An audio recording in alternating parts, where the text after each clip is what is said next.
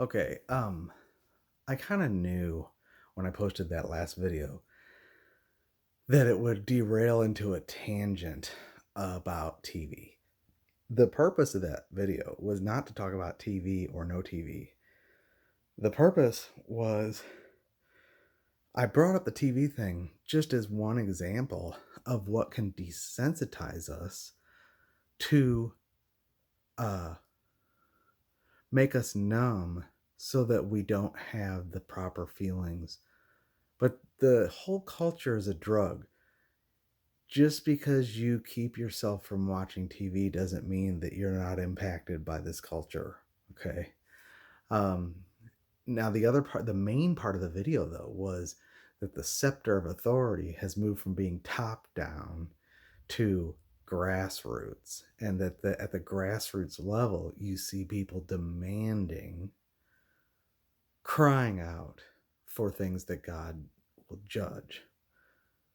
Um, that was the main, and of course, I knew nobody was going to pick up on that because they would all get bogged down in the fact that I watch Game of Thrones. And I knew that it would be a whole stream of conversation about how much TV they watch and how they don't watch this and how they don't watch that. So now do kind of need to talk about that for a minute. And I can't justify anything. I do not have a shred of righteousness of my own or sanctification. I lived for 10 years when I got saved under austerity and had zero culture. I quit music. The only thing I knew how to do was be a musician. That's what I'd trained for all my life. I dropped out of school in the middle of a jazz studies program and became a male secretary for 3 fireproofing engineers that called me Skippy because I didn't have any other skills and had to do something because I thought music, unless it was anointed, was not acceptable. Okay. And then from there, I went into deeper and deeper mystical legalism to where I ended up in a little Chinese church for good, I don't know, 8 years, 9 years, where we were the only Caucasians and they spoke in Chinese for hours around us. And yet we endured it because they were the ones that had the most pure, most scriptural path, in my view. And, uh, the women had head coverings and wore funeral garbs instead of clothes. I mean, it was ridiculous.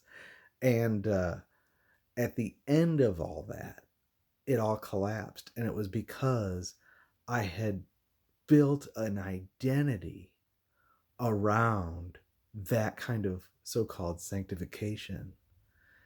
And I don't need to go into it all, but if you think that something you do or don't do brings you closer to Christ or to God, apart from the blood of Christ, you have to be careful. Only the blood of Christ sanctifies. Only the blood of Christ brings you near to God. Okay? And whether or not you're doing something or not doing something may or may not impact that. I can tell you this, that my sanctification today, or my enjoyment of grace and the enjoyment of the flow of the Spirit, is much richer and deeper now and more real than it was when I had all those self-imposed. See, that's what Colossians talks about, is let no one take you captive according to empty philosophy, vain deceit, the traditions of men. And one of the things he mentions is self-chosen lowliness and will worship. Self-chosen methods of worship and abasement of yourself. Asceticism, do not handle, do not touch. Those things have an appearance of wisdom in voluntary humility and everything, yet they are of no value against the indulgence of the flesh. And what I found out through my experience with all that is that none of the outward things I imposed on myself could free me from the things that rose in my heart. They didn't make me less carnal. I still had, when it got down to it, I still had this carnal core, and the flesh was still there.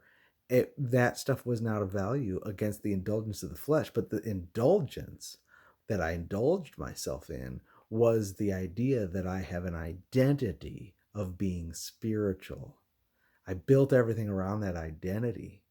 And that was just as much worldly as if I'd been sitting there watching porn, except my conscience didn't condemn it because it seemed spiritual. My conscience sided with me and said, yeah, you're right.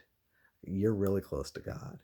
And I based that on feelings, and I based that on, you know, uh, mystical experiences and stuff like that that fluctuated. And when I didn't have the mystical experiences, I thought I was far away from Christ. And when I had the mystical experiences, I thought I was close to Christ. And when I had them, I praised myself and condemned others. And when I didn't have them, I condemned myself. And none of it had anything to do with resting in my position in Christ and enjoying his grace secured for me through the blood and realizing that I am brought near by the blood of Christ. And so eventually, when it all unfolded and it all collapsed, and I found out that I'd built my house on sand and I lost everything because a big storm came through, blew it all away, including my marriage. After that, I ended up going back to music. Now, I could have before been something musically. I could have actually like gone and done something.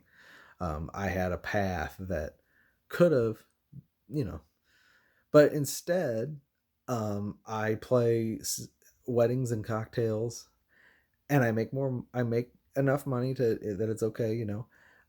I play for people, my enjoyment and other people's enjoyment, and it's not building up an identity for myself. Now, I'm still one of the top guys in town. I'm top call guy. I play, you know, I practice several hours a day. Let's just leave it at that. I still hone my gift and I pursue getting better at it, but I'm not trying to be that person. That's the difference. And the world, it's not about just what you indulge in terms of like your entertainment or whatever. It's about what kind of identity you're building up. The world is the lust of the flesh, the lust of the eyes, and the pride of life. Okay.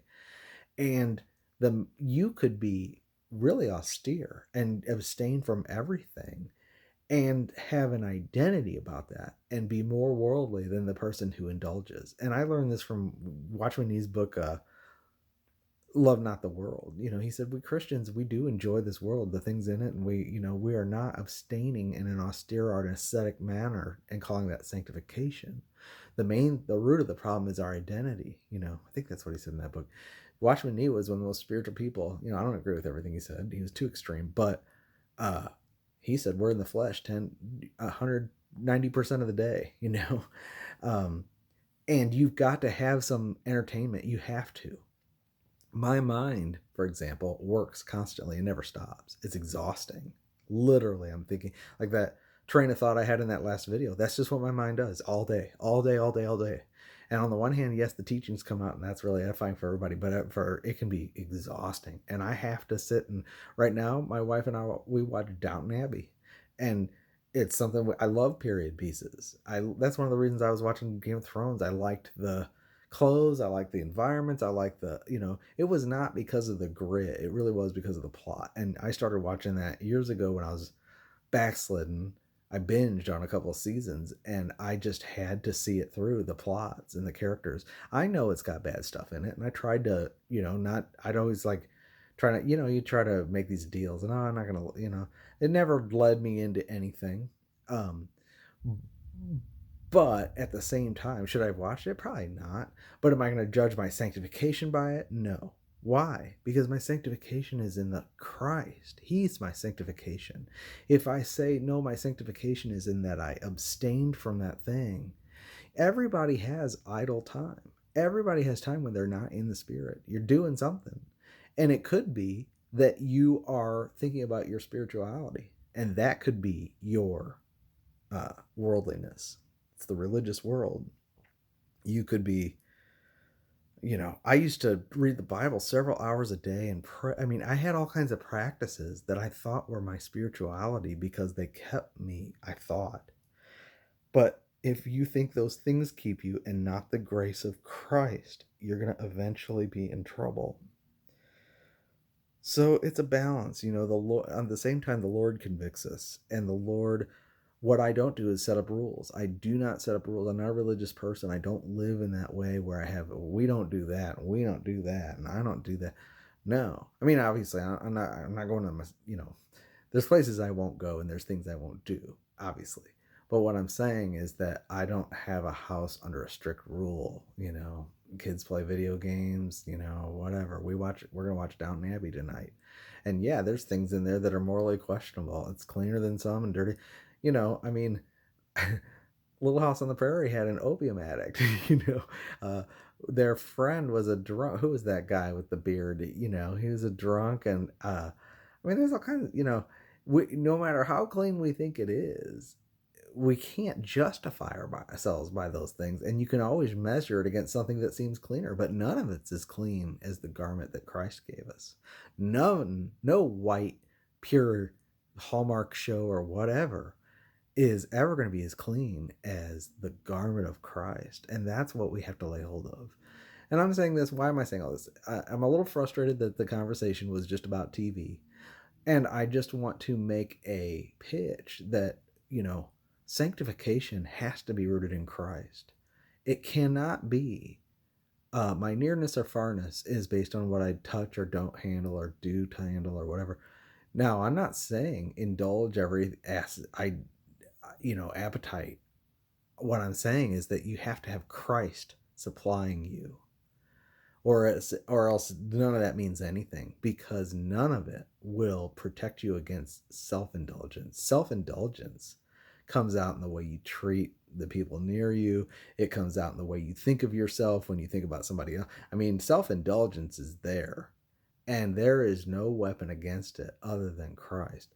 I'm not saying this to justify anything I'm doing. I'm being real with you, but I'm also saying, look, watch out about your ideas about what sanctification is. Okay. Talk to you later.